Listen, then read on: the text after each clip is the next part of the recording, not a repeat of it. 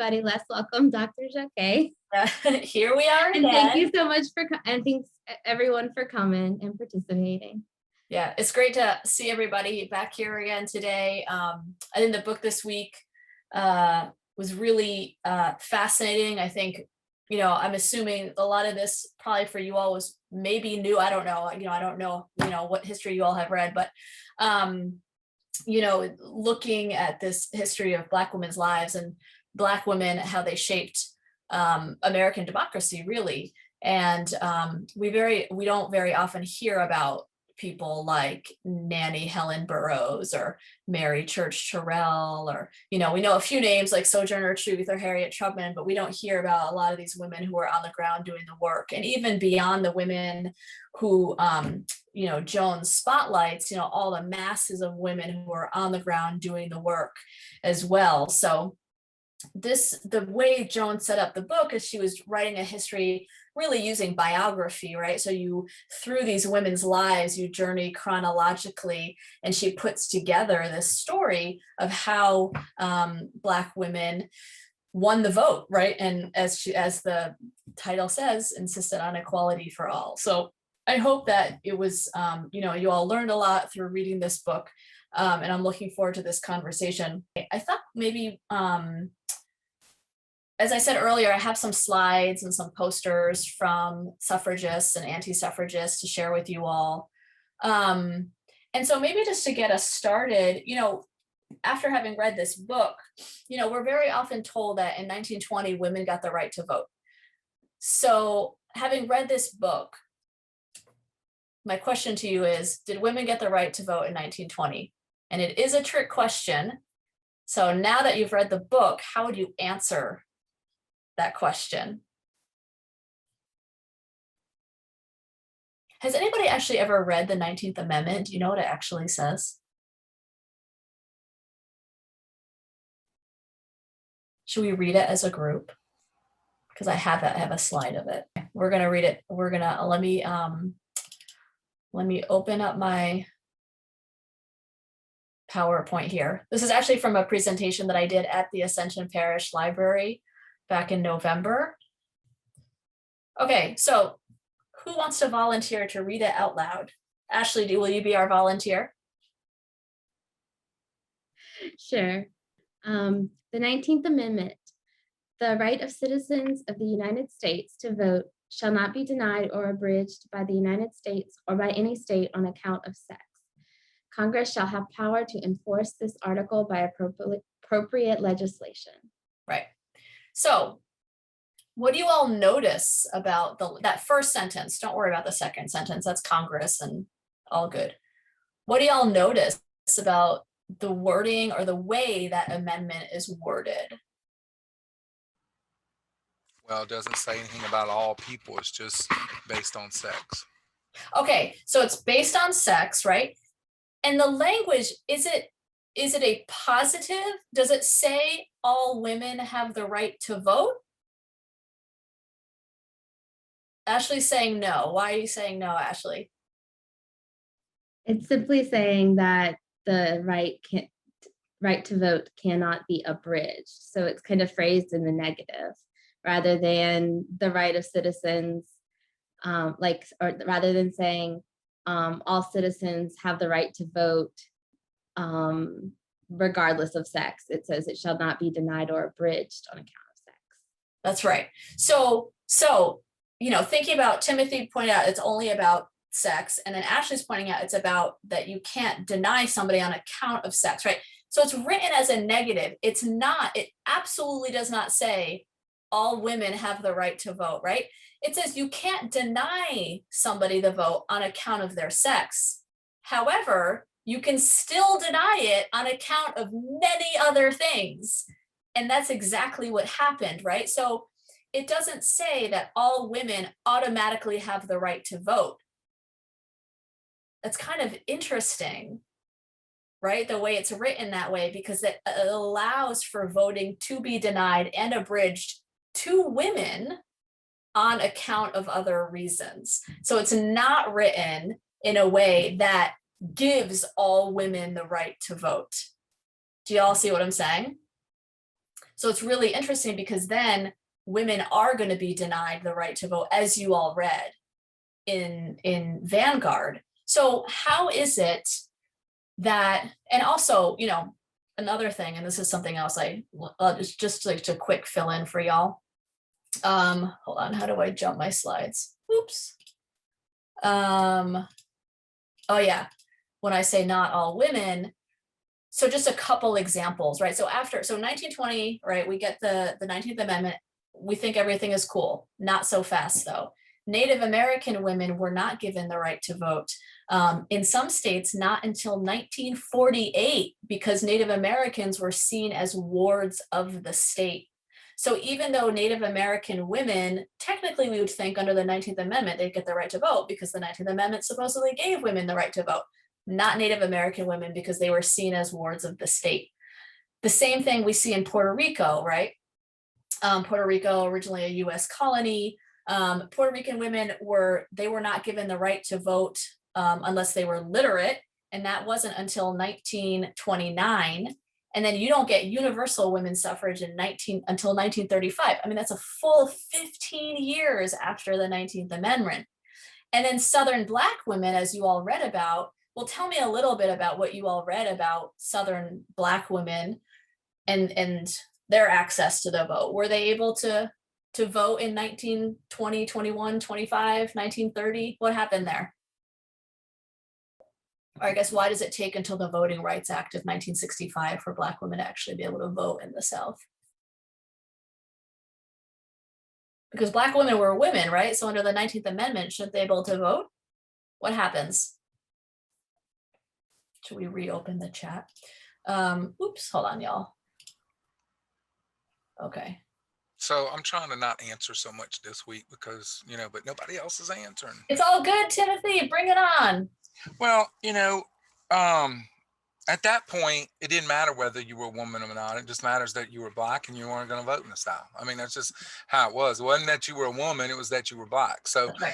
you know, that's what the deal was. And then, you know, they had all these stops to voting, like, you know, taxes or literacy test or whatever kind of thing there was, you know. So it still took a long time for that to happen.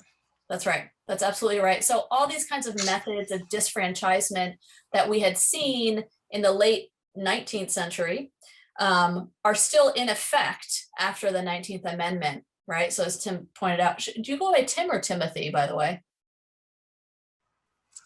Tim, mostly. Okay. So as Tim pointed out, right, poll taxes, there was, what is it, the 24th Amendment, which I think it was the 24th Amendment in 1964, if I'm remembering correctly, which said you could, you know, no longer, that made poll taxes unconstitutional. Literacy tests. Louisiana had a notorious literacy test that, what do you imagine those literacy tests probably looked like? Do you think any of us could have passed those literacy tests? Ashley, you don't think so? I remember seeing them when I was in high school, I think, that or college or something. I remember reading them, and they're phrased like trick questions, kind of. Yes, absolutely. There's one from Louisiana, and I use it in my US history class. And can we go online to see these somewhere? Yeah, I can actually show you. Let me see. You know what I'll do is I will email them. Did Chriselle send you all the email that I put together with all the links from this week? Did you guys get that? I did. Okay. So what I'm going to do then is I'll send Chriselle another email and have her send it to you so you all can see the literacy test, and I'll send you a PDF of the one I'm talking about from 1964 in Louisiana. And that one, actually, you know what? Let me see if I can just pull it up on my computer, because it's like so bananas. Oh yeah, I have it right here. Oh, Renee, you found some stuff from Chriselle and spam. Yeah, that's why I always check my spam, because sometimes stuff will end up there. Okay, y'all, here is the state of Louisiana literacy test. Let me share my screen with y'all so you can see it.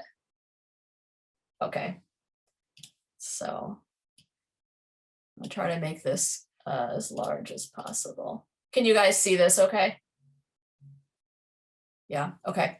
So this was a test that was given in Louisiana in 1964. I'm just gonna let you guys read the first few and just get a sense of what the test was all about.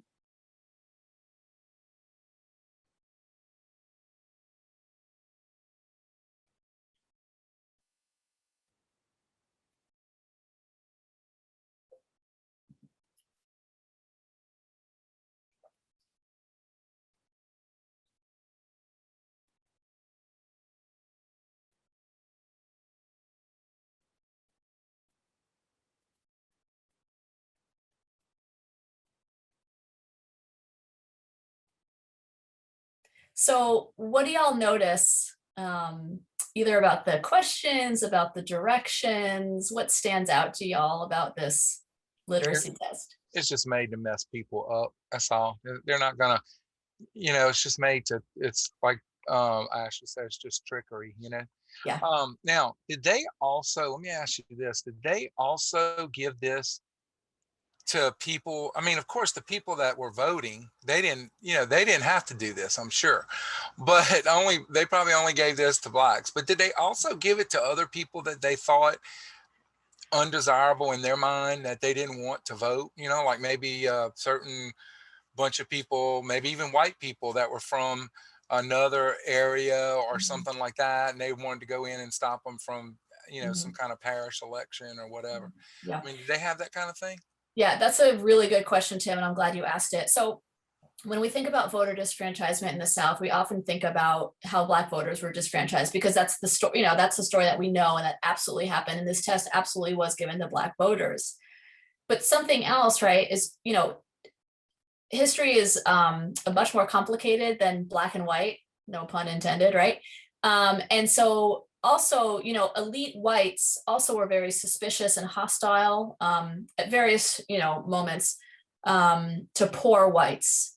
So what's really interesting is that in the late 19th century, so the late 1800s, when you see Black voter enfranchisement just absolutely plummet, you also see poor white voting enfranchisement also start to go down.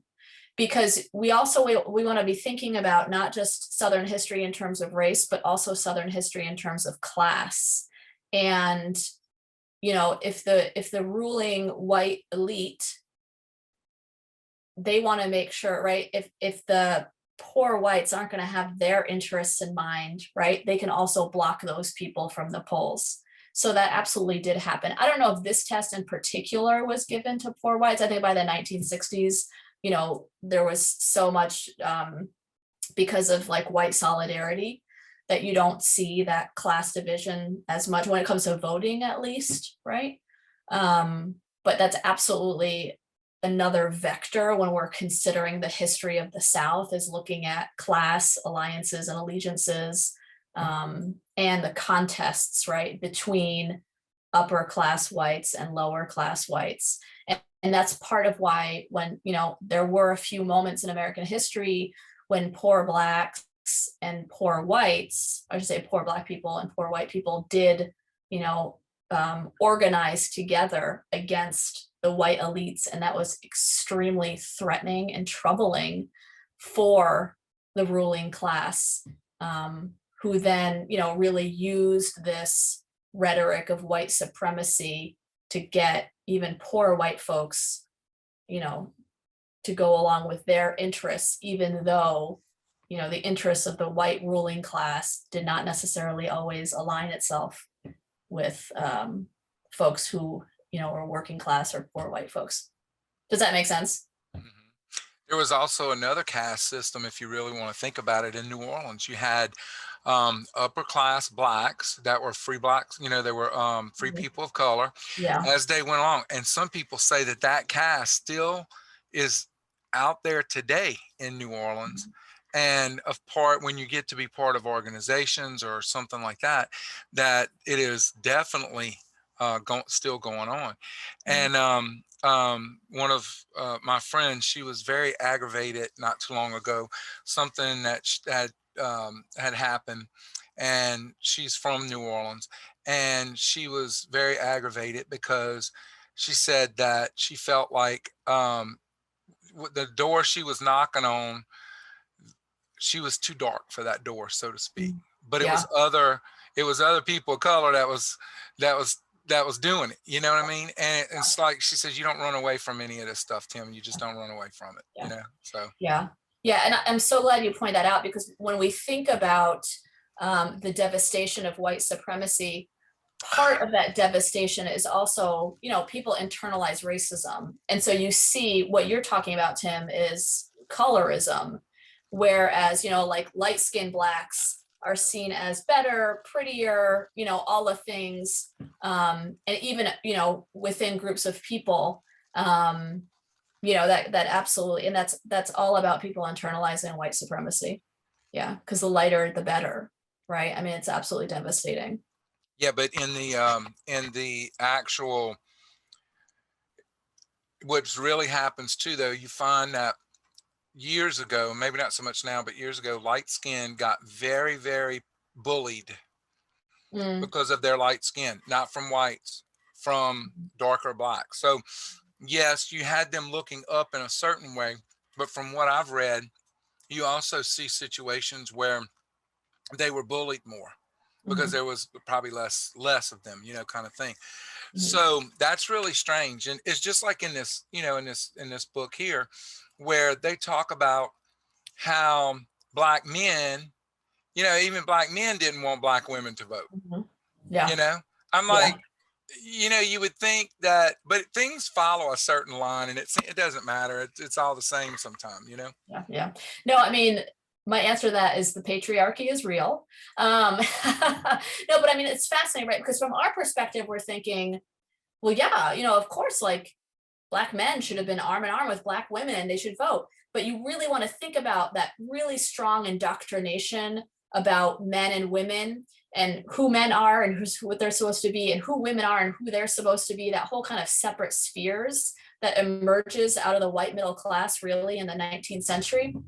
And so, and this is something that Black feminists talk about a lot, so that Black women are not only facing they're not only the conflict with in terms of racism on account of their race, but then they're also so they're fighting within a white supremacist world against white people, right, about race. But then within Black organizations, groups, what have you, family structures, whatever it is, they're also coming up against sexism, right? And so it's this kind of this double, what Frances Beale, who was a Black feminist in the 1970s, calls like a double jeopardy, or sometimes it's called multiple oppressions or triple oppressions, depending on if you're talking about race, class, and gender. But yeah, because from our perspective, we're thinking, well, yeah, of course, Black men would want Black women to be able to vote. But it, when we think about the time frame and the context in which people were operating, there was the idea of where women's place was. And women's place was not at the polls, right? The poll was the public, that's men's world, it's politics. Women, particularly, this kind of ideology of the middle class, women belong in the private sphere, in the home, to nurture, raise the children, yada, yada, right? Yes. Thomas has the question, since the Democratic Party dominated in Louisiana and the South, how did the Republican Party respond? What time period, Thomas, are you asking about? Because, during the Reconstruction era, when the federal government had intervened and basically, right, was, what's the word I'm looking for? They had control of the South. Oh, the early 1900s, 1960s, yeah. Well, see what happens by the time, so Reconstruction ends in 1877.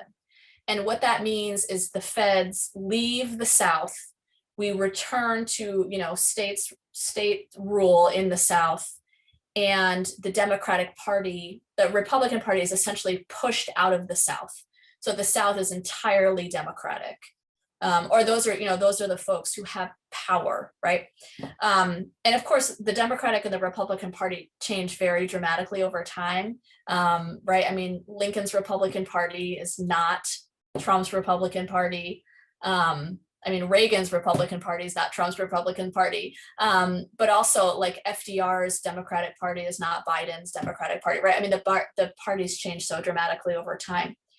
But anyway, so by the early 1900s, Thomas, to answer your question, the Republican Party has been completely pushed out of the South. They have no power, and it's completely, the South is run by the Democrats. So the Republicans have literally no power, and they can't really do anything in the South. Yeah, and that is why we get, right, I mean, this is why people organize, and the mass grassroots movements and the civil rights movement changes all that. And then you also see a really dramatic shift in the Democratic Party, which moves from the party of white supremacy to becoming the party under Lyndon B. Johnson of civil rights, right? And then Black folks join the Democratic Party en masse in a way that would have been totally inconceivable in 1870, because in 1870 it was the party of white supremacy. Does that answer your question? I hope. Cool. Right. So the literacy test, totally ridiculous, as Renee pointed out. And so something I wanted to talk to you guys about then, you know, there's all of these tactics that white folks are using to keep Black folks from the polls, right? Grandfather clauses, you know, and the grandfather clause, as a reminder, right, was if your grandfather wasn't eligible to vote, then you're not eligible to vote. I mean, it's so clearly pointed at Black folks, and particularly Black folks whose ancestors had been enslaved. Poll taxes, literacy tests, all of that. So, you know, the question I have for you all is, what were white people so afraid of? I mean, they invested a lot of time and energy into keeping people away from the polls, into keeping Black people away from the polls. What are they so afraid of?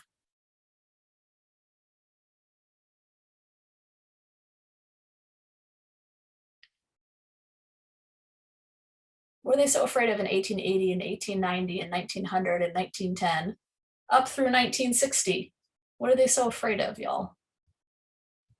I think it has something, I think it has a lot to do with like relations of like labor and like capital, and also probably with fears like of almost this like pathological kind of whiteness, sort of like a fear of like, or knowing just how downtrodden this group is, and what people have, you know, like what their ancestors have been through. What does, you know, like a fear of what their interests might be, and also a fear of I don't know, just like knowing that, you know, you're kind of benefiting from like the oppression of another person, and what happens if that person gains power and is on equal footing with you. You're going to lose status in society, and you may even face consequences for that behavior, for that, you know, that past behavior. Yeah, let's talk about power, right? Because it's all about power, right? What happens? What are white Southerners imagining is going to happen if Black people get the vote? What do they think is going to happen? What are Black people going to do with the vote? Well, they're going to vote their own people in, or they're going to vote someone in, or vote a law in, or whatever. I mean, that's just how things go. I think that anytime that you have one group that either sees themselves as superior, or is superior because they have more of the property, more of the things that give you power, so to speak. I think that every group through history is always worried about the other group, the other place taking your power away. Okay. So it's not so much about the vote, it's about what, you know, it's just power in general. That's Because right. they also wanted to keep their labor in the South Right. also. I mean, you still had, it was big agricultural then, without either the sharecroppers or the Right. hiring of black labor, you would have not gotten your crops in. You would have not gotten, and it was a still, even though it was a still agrarian base, but you still had not gotten the automation yet in That's right. farming like you did 50s, 60s, 70s kind of thing, you know? So Yeah, no, yep. Okay, that's absolutely right. So Ashley and Tim, you guys are like hitting it right on the head, right? It's like you're hitting the nail right on the head, right? It's all about power, right? And this fear that if Black folks get the vote, they will be able to access political equality, economic equality, social equality, right? So Renee asked, do you think they really thought that Black people would take their power? I wonder if they just looked down their noses at Black people and just did it to be mean. Well, Renee, I think this is an interesting point because it's both of those things, right? In the immediate post-Civil War era, white people could not imagine, right, that formerly enslaved people who they literally thought of as animals, right? I mean, they completely denied Black people's humanity across the board, right? They could not imagine that group of people voting. So part of it was this kind of looking down their noses at Black people. You know, white folks really did see themselves as superior because they barely even saw Black folks as human, right? But another piece of it is there was really this fear that Black folks would gain a semblance of equality, whether that's political, economic, social, right? I mean, the interests of the ruling white elite in the South was to maintain their status. And the way they did that, right, part of that is to keep other folks oppressed. As Tim was talking about the sharecroppers, right? Sharecroppers were Black and white, right? If you are, you are the owner of the land and the property, you have people working that property, making a pittance, barely able to survive. They're in debt to you for the rest of your life, right? That benefits you. You're good as the landowner. And all these people are like, you're literally peons, right? So, the Black vote could upset that system. It could upset, politics and who had power. And in a way, they were right to fear the Black vote, because when Black people did get access to the ballot, they did vote in other Black people, right, who are going to represent them and represent their interests. I wrote it down. This happened in Mississippi. Where was it? I put a note about in Mississippi in the late 1960s. Where is it? I don't know where I wrote my note. Oh yeah, on page 236. Let me just look it up. And that's not the only example. In Mississippi, let's see. By 1971, Mississippi had elected a total of 50 Black officials. I mean, that's in a state that 10 years earlier, literally had 0 elected Black representatives. So, during the Reconstruction period as well, when Black men accessed the franchise, you had more Black folks serving in the legislatures than had ever before been seen. And those numbers would never be seen again, I think, until, I don't even know if we've been able to match those numbers yet, to be quite honest. So, so I think it's a combination of those things, but it's absolutely this fear of, if you give people access to the vote, they're going to vote in their best interests. And so for white folks in a white supremacist society, if Black folks are voting in their best interest, that goes against the white supremacist framework, right? That's not gonna maintain the interests of the powerful white elite. Does that make sense, y'all? Okay. Oh yeah, so I wanted to show you all, because I think Tim brought it up too, the women in the vote. I wanted to show you some of these posters. Whoops. Hold on. Oh no. Okay. Whoop. Okay. I want to show you some of these posters from, let's see. There they are. Okay. Okay, y'all. Let me share my screen. Okay. Then let me do slideshow. Oh yeah, okay. Okay, y'all are seeing this now? Okay.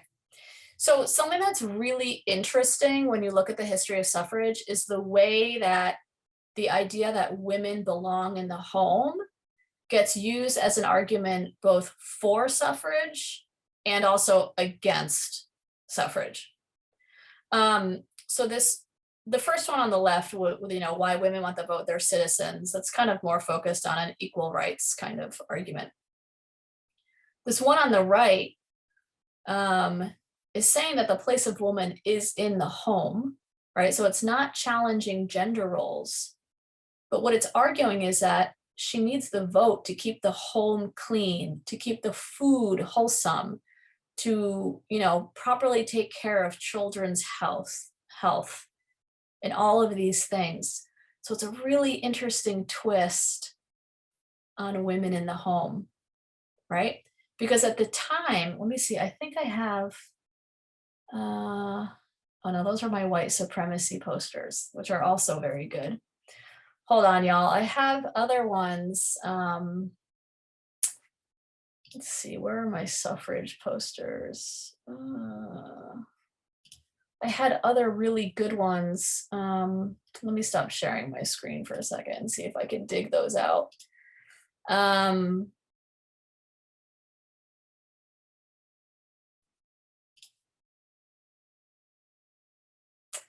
Let's see, I thought they were in that group, but they weren't.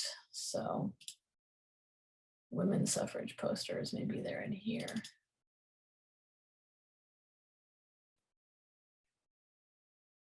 Oh yeah, these are so good. Okay, I found it, y'all, on my posters. Okay, let's share screen. All right, this one.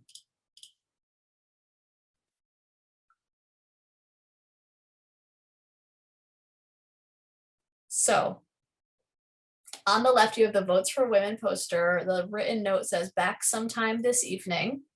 So is this an anti-suffrage or a pro-suffrage poster?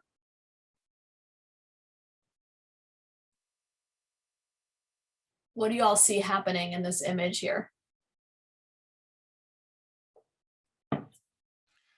I would say it's anti-suffrage.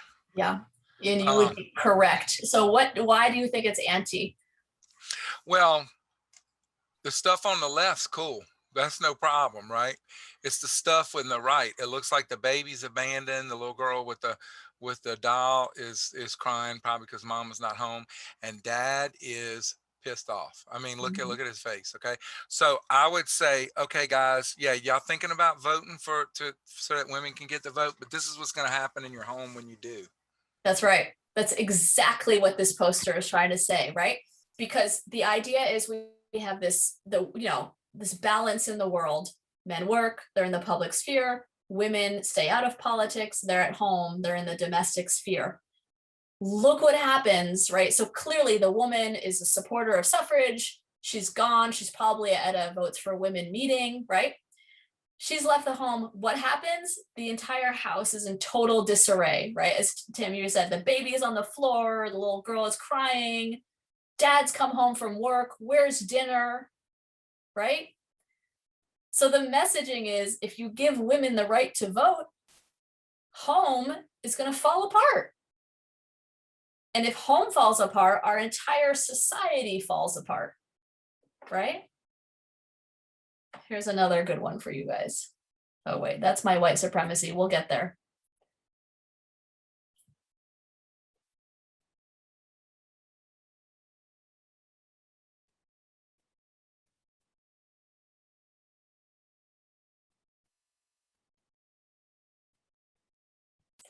So again, very anti-suffrage, right?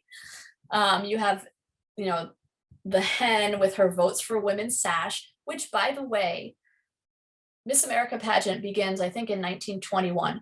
Prior to the Miss America pageant, when women wore sashes, it was typically for political organizing or social movement stuff. So the suffragists wore sashes, and this kind of, the sash gets co-opted by the Miss America pageant. And so like when we think of sashes, we're thinking like Miss America pageants or whatever, but originally those were political objects used to argue for rights. But anyway, what do y'all think about this one?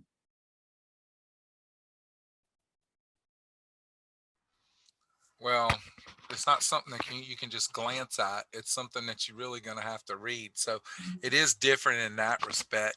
Probably for some people, this was harder to understand. They were, you know, because the other one was like instant. This, you got to like think about it, it seems like, you know. So other than the content, the differences in them, you know, this goes a little bit more in depth, I guess, as to explaining what's going on and all that kind of thing.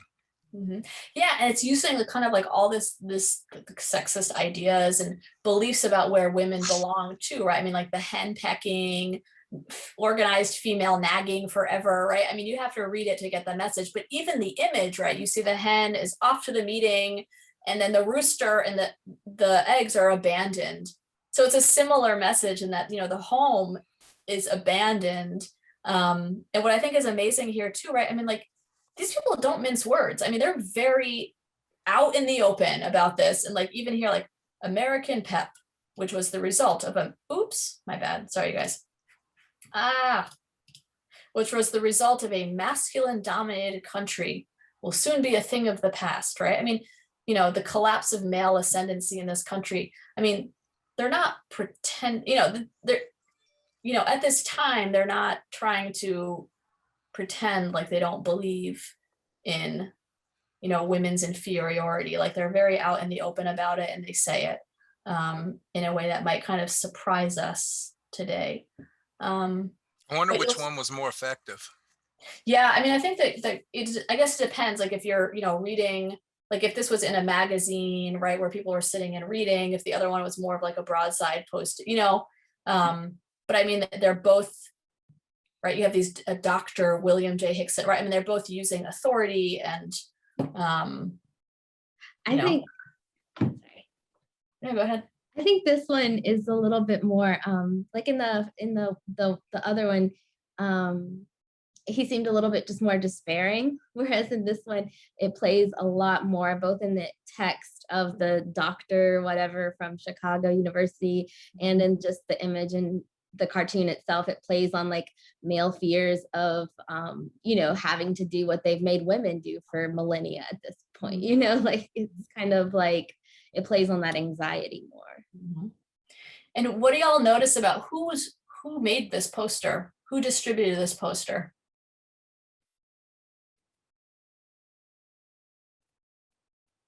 It's down at the bottom.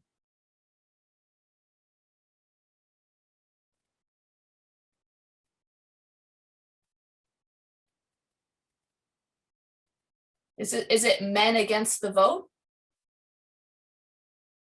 No, I mean, look at this. This poster was produced by the Southern Women's League for rejection of the Susan B. Anthony Amendment, right? This was a women's group that was anti-suffrage. And this is something that always really surprises people, is that women themselves were also using this rhetoric of the separate spheres, women belong in the home, right? And because they also deeply believed this. And so there were thousands, hundreds of thousands of women who were anti-suffrage, right? It's totally fascinating, because we tend to think, I think most people think of like, oh yeah, women's vote, all women were on board and they had to battle against men who didn't want them to have the vote. But no, that's not actually what's going on, right? Certainly there was that, you know, there were men to contend with, but there were also men who were pro-suffrage. And there were hundreds of thousands, if not millions, of women who were anti-suffrage, because they did not see it as benefiting them, because for them, it disrupted the social order that they believed in, right? Let me see, I can't see the chat box. Ashley, are there any chats that anybody put in? You're on mute. Renee says that's crazy. And she also said something that I was kind of thinking as well. This happened in the 70s as well, didn't it? A group lobbied hard against everything women were fighting for back then. I think she means a group of women were fighting hard. Yeah, I think, Renee, you're probably talking about the Equal Rights Amendment. I'm guessing that's probably what you're talking about, and Phyllis Schlafly and all her women that she organized against the Equal Rights Amendment. Yeah, that's absolutely right. And that's what's so amazing about women's history too, right, y'all? Because I think we very often tend to think of like, oh yeah, women are gonna back women. Not so much the case. And also, women don't always back all other women who they think have different interests. Like, for example, after the 19th Amendment, remember, Black women went to Alice Paul, they went to the League of Women Voters, and they said, look, we can't access the polls, right? Because we are being kept away from the polls by poll taxes, literacy tests, all these things because we're Black.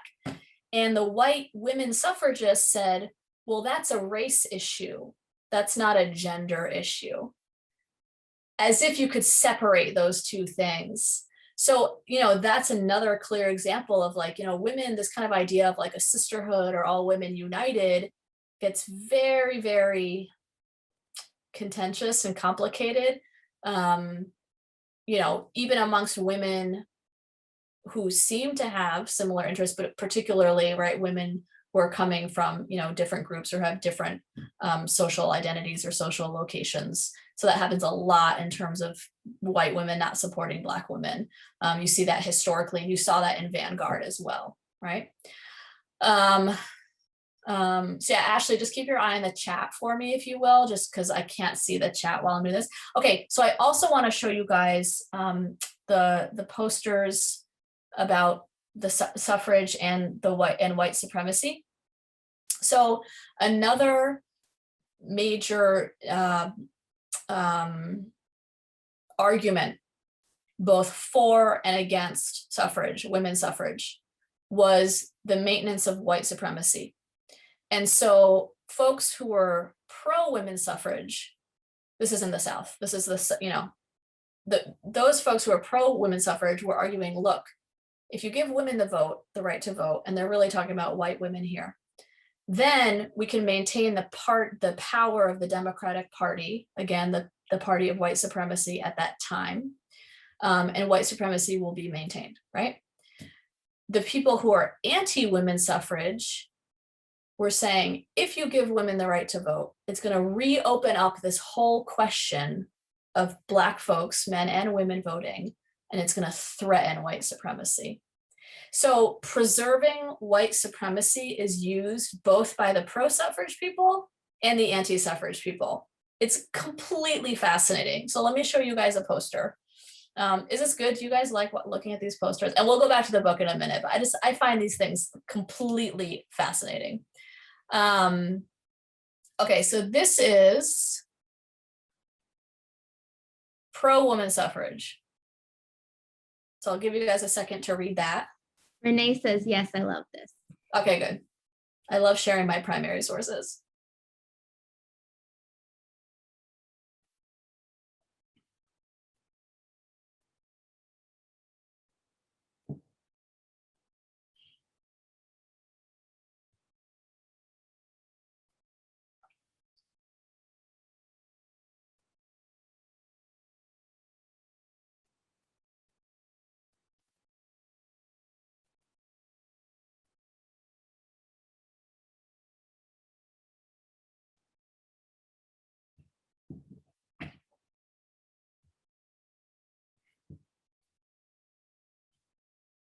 All right, so what stands out to you about what you've read so far on this broadside or this poster?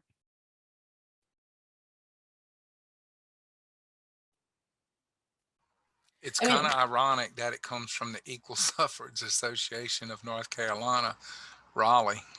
I mean, boy, it's not even congruent with the name. I mean, it just, Well, I'm so glad you pointed this out, Tim, right? Because it's equal suffrage for who, right? It's equal suffrage for white women, right? That's who they're talking about, that white women should have equal suffrage with white men, right? But they don't say that in their name, but that's what's assumed, right? But yeah, for us, it's like, equal suffrage, and it's all about disenfranchising Black people, right? So Renee can't read the small print, but I wanted to like read a part that stood out to me, at least, where Yeah, it please. says it simply eliminates the word like the suffrage amendment sets aside no qualification for voting except the sex qualification. It simply eliminates the word male. So it seems that they're aware of the length of I don't know when exactly this poster is from, but it seems like the people who are producing this are aware that the language of the 19th Amendment is a little bit vague. That's right. No, that's such a good quote. And Renee, I'm sorry you're having trouble seeing this. I will also email these posters to you all so you can see them. But so it says, woman suffrage and white supremacy in the South. The federal suffrage amendment, and by this they mean what becomes the 19th Amendment, will not affect the Negro situation in the South. And of course, at the time, right, Negro was the term that changes in the 1960s. It no longer is the term we use. It sets aside no qualification for voting except the sex qualification, right? This is what you just said, Ashley. It simply eliminates the word male. The same qualifications will apply to Negro women as now apply to Negro men. What's so fascinating about this poster is they were right. They were 100% right. So the 19th Amendment gets rid of, you don't have to be male to vote. However, you're still going to be kept from the polls if you're a Black woman, because those same qualifications needed for Black men to vote, poll tax, literacy test, whatever it is, are going to apply to Black women. Right? I mean, so in one way, they're very, what's the word? Is it prescient? What is it when you can you see, what's going to happen? Is prescient the right word, or is that the wrong word? Do y'all know what I mean? I mean, in a way, they're calling it. That's exactly what happens, right? And they're saying if white domination is threatened in the South, it is therefore doubly expedient to enfranchise the women, and they mean the white women, quickly in order that it be preserved. Because the assumption is that white women are going to vote Democrat, and the Democratic Party, again, is the party of white supremacy. And so white women are going to help maintain that, right? There was probably another angle to this that we don't see. How many to pass an amendment to all the states? It has to be 3/4 of the states, I think. Yeah, it's like 35 or 36. I'm not remembering exactly. So I think it's 3/4. If they would not have, if they would have done something else in the language, they would probably have not gotten the amount of states that it needed to pass, because they would have lost all the southern states. That's right. So the language is kind of like with the Declaration of Independence, where they took out about freeing the slaves. If they didn't do that, we would have never had a country to eventually free the slaves. You know what I mean? The way our laws are written, we eventually used legislation, and then there was a war, of course, but we tried to get rid of slavery in that way. But if we'd have tried to do it in 1776, it wouldn't have ever passed, and it had to be unanimous. It's the same way with this. This probably had to have no language so that each state could interpret it the way they wanted to interpret it. Because if they did this, if the majority of the state of the Congress and the Senate would have done something like this, they would have lost the South, and they would have not passed it anyway. So they've had to rig some of the way they do their laws and wording and all that kind of stuff so that they know it's going to pass. Yeah, I mean, you're absolutely correct. And, white women suffragists, part of it, they had this whole Southern strategy, as they called it. And so, they didn't want to lose, the Southern vote. So they also had to play that game and placate white supremacy. That's absolutely, the white supremacists. And so, so then you end up with an amendment that states can still tweak, and they can still, despite the amendment, they can still keep Black women from the polls, right? I mean, it's written in such a way, as you pointed out, so that it can be interpreted in such a way, right? And, you know, when we look at, if we're looking at American history, and it's a lot of historians have argued, like, you know, what minoritized groups have been doing over the course of the past 200 plus years is trying to fulfill that promise, that American promise of equality and liberty. And they've used that language from the Declaration of Independence. They've used that language from the Constitution to argue for their own rights, right? That we are part of the body politic, right? And so using that language to, so that, you know, the promise of American liberty and equality is fulfilled. It still hasn't been fulfilled, right? People are still fighting for that promise, right? Ashley, were you going to say something? No, someone just walked by my office. And Oh, okay. Sorry. We're like, hands up, right? Okay, so how would, okay, here's a question in thinking about, you know, what we've read, the battles for the vote, the battles that Black women in particular had to fight for the vote. What is democracy? How do you all define democracy? What does that mean? Like, what do you need to have a democracy, I guess? What does a democracy entail? I can tell you what my favorite one right now is. Okay. Definition. Democracy is two wolves and a sheep deciding what they're going to have for dinner. Okay, so say more. Well, okay, so the reason we have a republic is so that the majority doesn't walk all over the minority. Mm-hmm. And so for something to get past to get past what our the hurdles of bills to become laws and that kind of thing, there is a lot of hurdles to go through, you know, like, okay, so this doesn't need a simple majority in the Senate. They got to have, you know, you got to be able to break 60 so that they can even talk about it, you know, and then certain things have 51 to 49 or whatever, or if they're a tie. So you have different ways that we have democracy, and democracy can really be, I mean, it's a good thing that we vote for our own, but you also don't want the majority overpounding the minority, even though it can happen even with a republic. I mean, it can happen with a republic where the majority is, you know, I mean, look at slavery. I mean, there was so many people that didn't want it, but it was still there, you know. Why did it take to the 1960s to get voting rights acts and, you know, and that kind of stuff, you know, to 1960? that seems unreal to me. Anything that happens like that, yeah. And I mean, you know, so to me, the World War II was a big separation for me. You had everybody was involved in the war effort. I'm talking about if you were Cherokee, or if you were Black and lived in Louisiana, or Black and lived in Detroit, or wherever you were, white, what, people were in on this effort, and everybody was in on this effort. And afterwards, we went to go fight oppression, yet we still had oppression. That's right. For 20 more years in the United States, you know? Well, longer than that, but yes, that's absolutely right.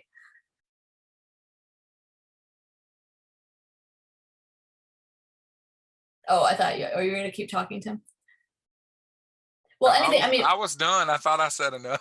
Okay, no, but also, I mean, what you're pointing out too is, so the NAACP during World War II launches what they call the Double V campaign. This shows up in like 1 or 2 paragraphs in the book. So, but what they're talking about is victory abroad and victory at home, right? Because you have Black men enlisting in the army, going overseas, being, you know, still the armed forces are segregated, or Black folks are given like the lowest jobs, right? I mean, they're often made the cooks and, you know, cleaning staff and all that, but they're going to fight for their country overseas, and then they come home to a segregated America. They come home to, you know, being seen as still less than human, spit on, you know, not being able to go in the same restaurants, et cetera, right? So the Double V campaign was exactly addressing this issue, right? And sometimes it's amazing to think about, like, wow, the Voting Rights Act took until 1965, right? But y'all, like, don't ever underestimate the power of white supremacy, right? I mean, that is what maintained disenfranchisement of Black folks in 65, and it continues to keep folks disenfranchised. You know, it's not like 1965 happened and everything was cool. I mean, you see massive voter registration drives.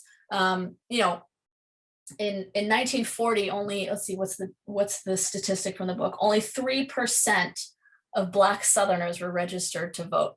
It's completely bananas, right? But we know why, right? We know the situation they were facing. And those numbers just absolutely skyrocket after the Voting Rights Act and after people, you know, activists do massive voter registration drives.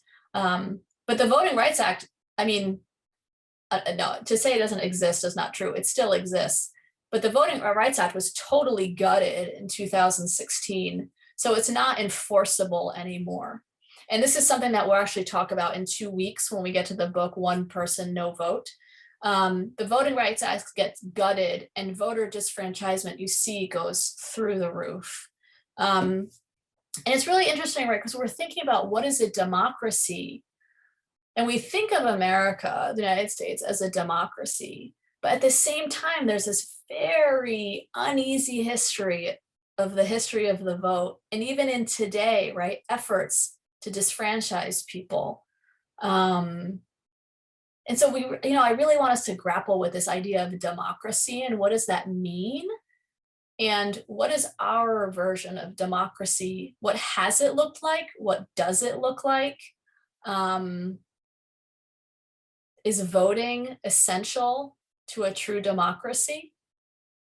I don't know, this is something for you all to think about, right? Like, what does it mean to have a democracy? And, do you need universal voting to have an actual democracy? It seems like we're in a struggle kind of becoming democracy. And then like there's always the balancing of like a democratic state with like because if you listen to all opinions, even the opinions that say that that your institution should be you have to contend with anti-democratic stances. And it's not like it's a fight every step of the way. I think like the value of voting is in terms of like what it means for you as a citizen.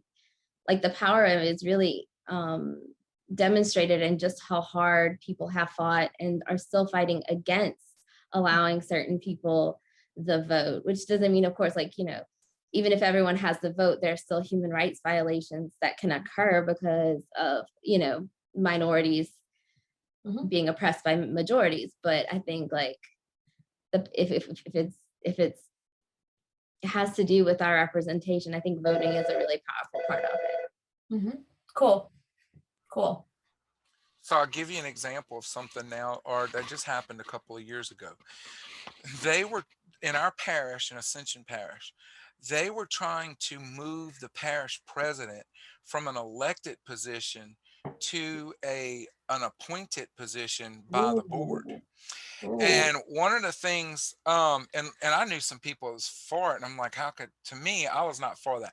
Never, ever, ever give up your right to vote for somebody. Yeah. Because you may want to vote them out, or you may want to vote somebody new in, or whatever the case, but never give up your right to vote on anything in a position, because that means that the power of the people is reduced again. So, in my thing, I couldn't imagine some of the people that was on this was saying how much better it would be because it would get corruption out and stuff like that. But you have county managers and city managers out the wazoo that are being prosecuted because they stole money, and they're not an elected position, they're an appointed position. And that kind of thing. So it actually happened right here of somebody that was trying to change something, not for the good, in my opinion, because I just don't think we want more people to vote for, not less, so to speak. We need more of that so that the people can control things. No, absolutely, right? I mean, that's the whole idea, is that as a people, we vote for our representatives, right? If they become appointed by other people, right? I mean, whose interests are those people working for, right? But it's incredible, right? When you think about the arguments that get made, that people actually agree, right? As you experienced, Tim, that people were like, oh yeah, let's just do it appointed instead. That's better than elected. There's these two different sets of ideas, right? I mean, I would argue that the more people you can get to vote and the more people you can get as elected officials, that's going to be more representative of the people, right? But you have other factions who would disagree.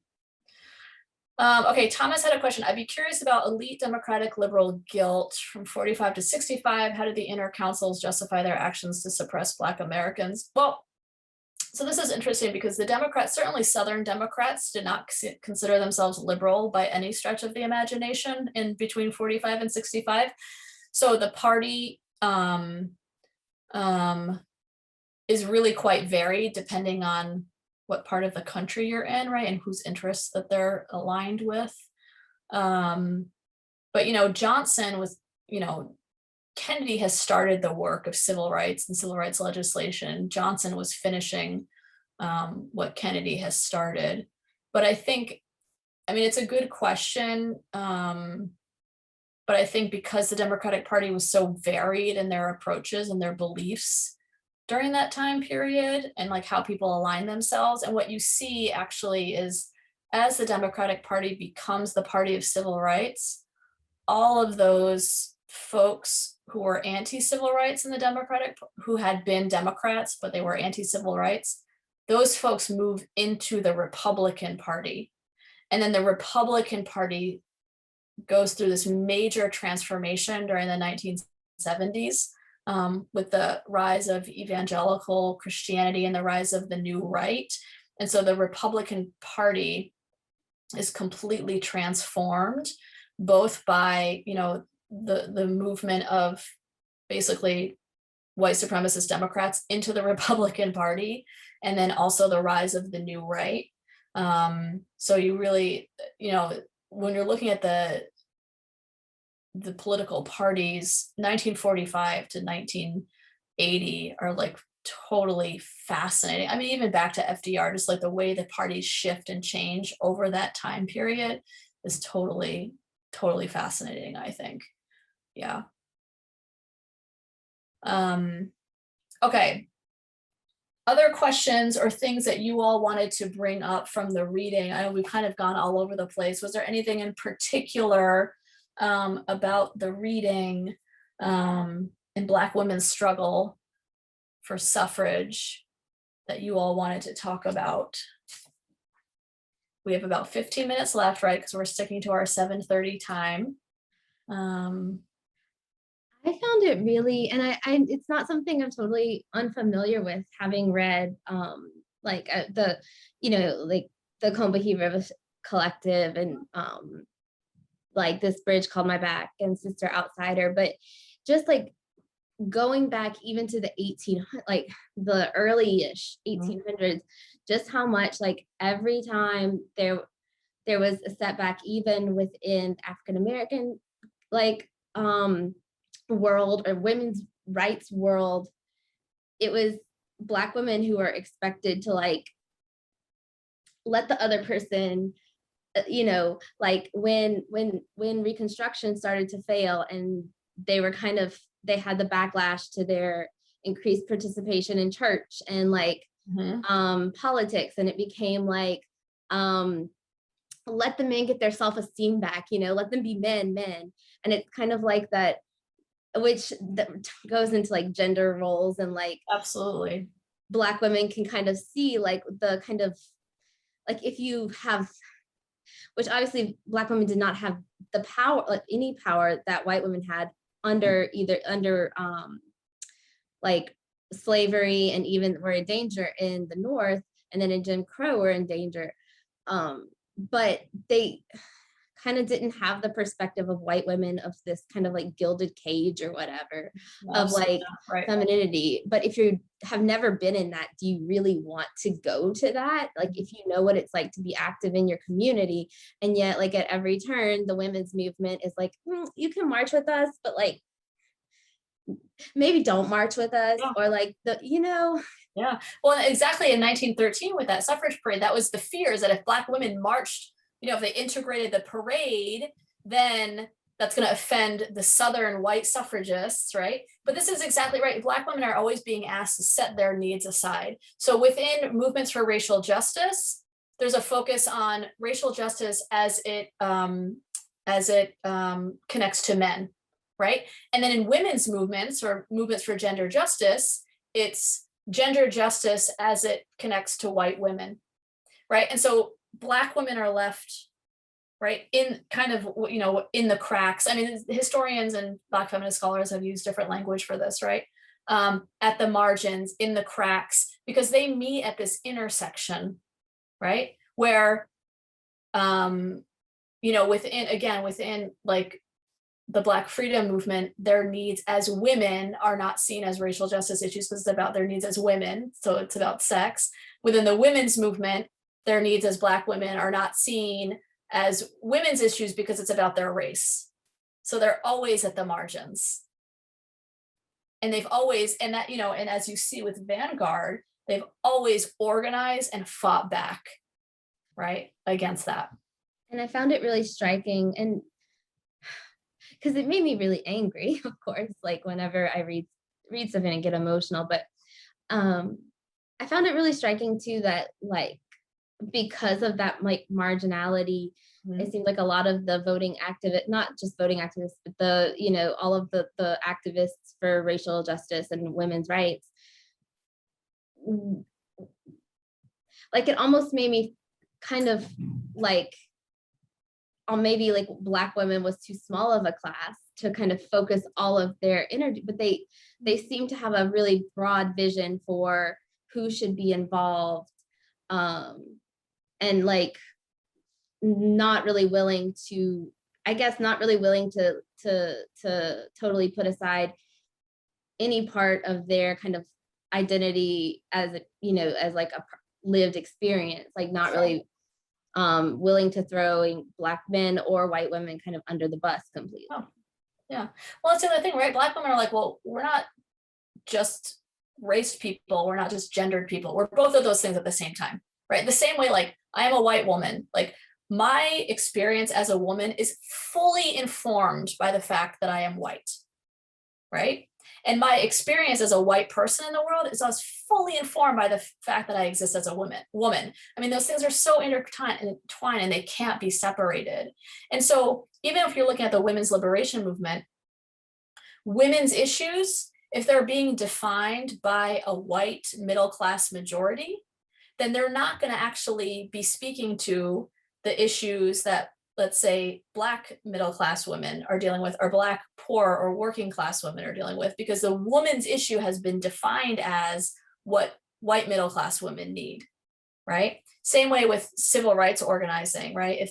If racial justice is being defined through the lens of men and what men need, and that there's not, you know, if you're not having campaigns, for example, right, Black women, you know, throughout this time period that we've been reading about, we're constantly under the threat of sexual violence by white men.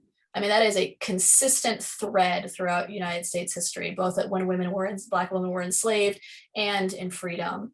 And so if your racial justice agenda does not include sexual violence and combating sexual violence, well, then half your population is not going to find justice. Right. And so Black feminists and Black women, I mean, you know, I would argue that all the women in this book were essentially Black feminists, even if they didn't define themselves that way, right, are really recognizing this intersection and demanding that gender justice incorporate racial justice and full racial justice incorporate gender justice, because you can't have those things separately. Because if you do, yeah, you're only really working for part of your population. Mm-hmm. And well, I don't know, I wrote a few notes, but one of the things that another thing that I really kind of related that I kind of, there was that, it was at the very big or close to the very beginning, whenever like they had the Black and white feminist meeting, and the people came and burned that place down in Philadelphia. Philadelphia. The Philadelphia. And like how sort of, and again, this is applying past stuff to present kind of, and so maybe not completely accurate, and the fact that at that time in the 1820s or whenever, neither group really had that much grasp on like real power, but it just seemed to me like there must have been something really threatening about like this group of women meeting together with few or no men present, that like it garnered such an extreme reaction as to burn down like the building where they were meeting. Yeah, absolutely. I mean, interracial alliances were seen as extremely threatening. And again, right, as I keep talking, like this thread of white supremacy through American history. I mean, that's exactly what's going on there as well, right? Yeah. So I'll comment a little bit to that too. Yeah. First of all, I'm not so sure that power through the beginning of time, power over the other thing or other things, it has always been what people have tried for.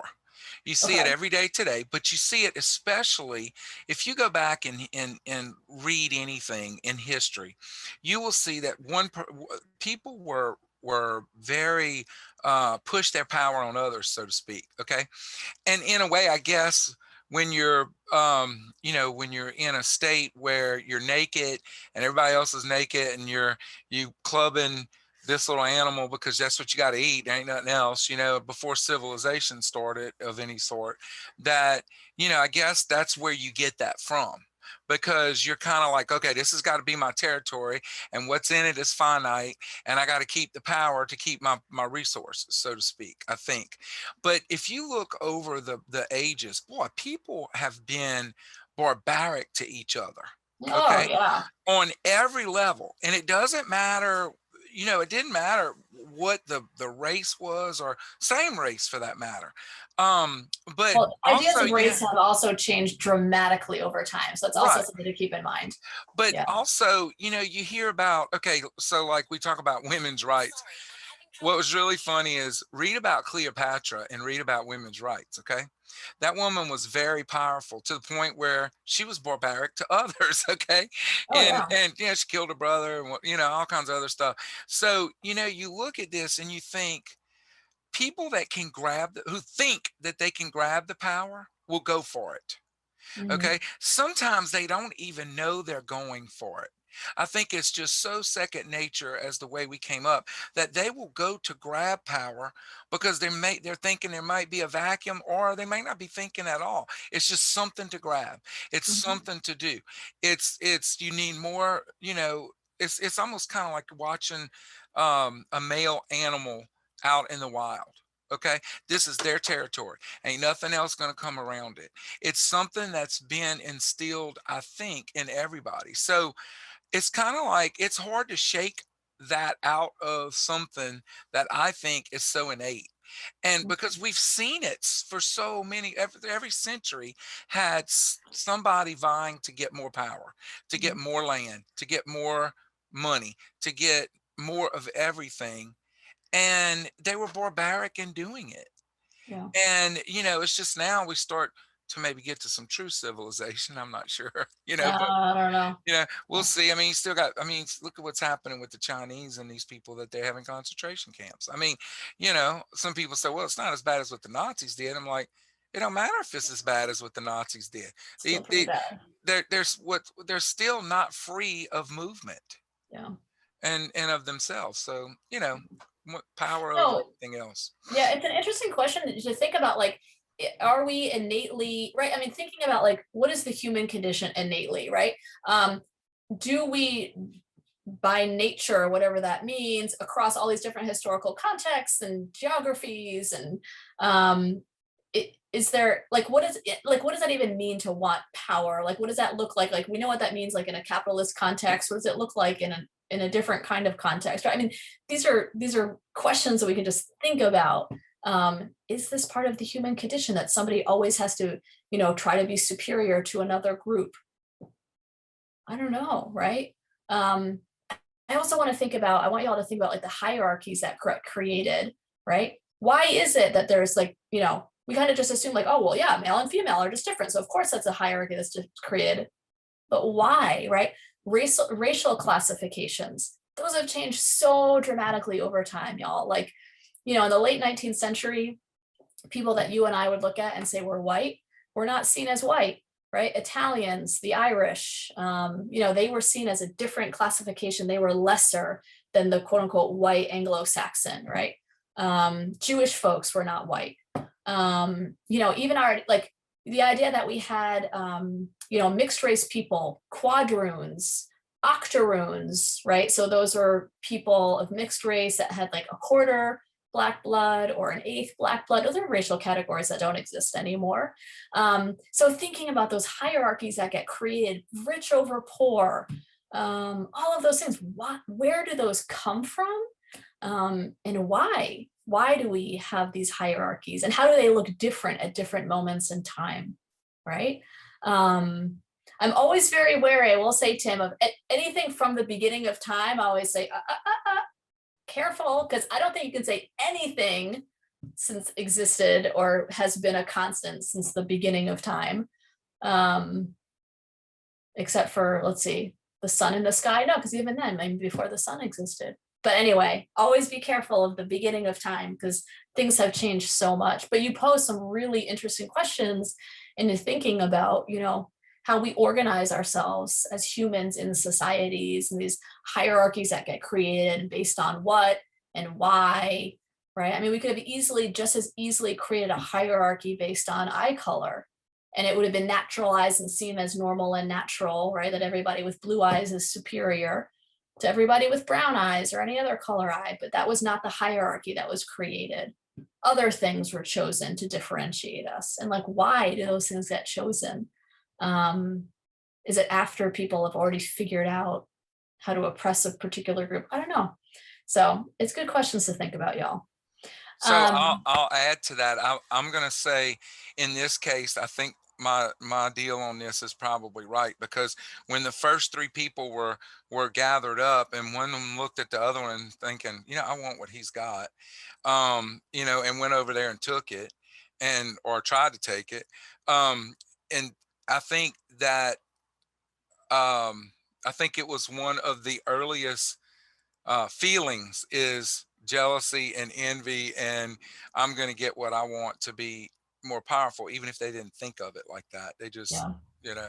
So I'm gonna be okay with this one saying the beginning of time. Okay. What would actually be really interesting is to read some scholars who actually who study, like, the Neolithic era or whatever, whenever we had Homo sapiens or the Neanderthals or whatever, if we can even say that those people had those, yeah, I guess Neanderthals, no, they're not humans, but they're, those species had those kinds of feelings. I don't know, because I mean, we imagine cavemen as like us, but like 10,000 years ago or whenever that was. But do we know that? I don't know. I mean, it's such interesting questions. Well, I think we know for sure, because every time that we find an old site where there was a battle of some sort, Mhm. okay, one of the largest massacres of the American Indian were by other American Indians. Okay, But, oh, it this was is in so good, Tim. 1300 and something.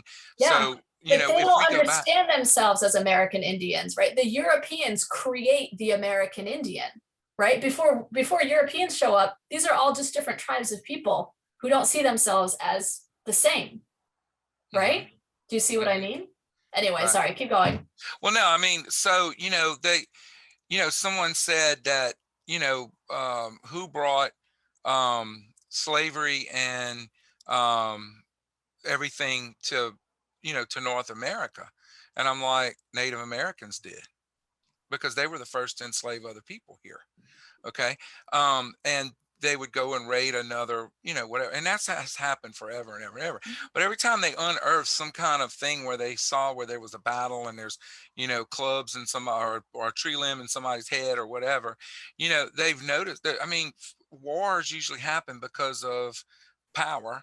And Mhm. even the ones Oh, that totally. happened in, 8,000 years ago was over some sort of power struggle of some sort. I Yeah. want what you got, or I don't like you, or Right. whatever. But do you Yeah. think like a power struggle is always going to like, do you think that a power, like, because I think we have differences and we have like conflicts of like interest, and we have differences that create sometimes hierarchies.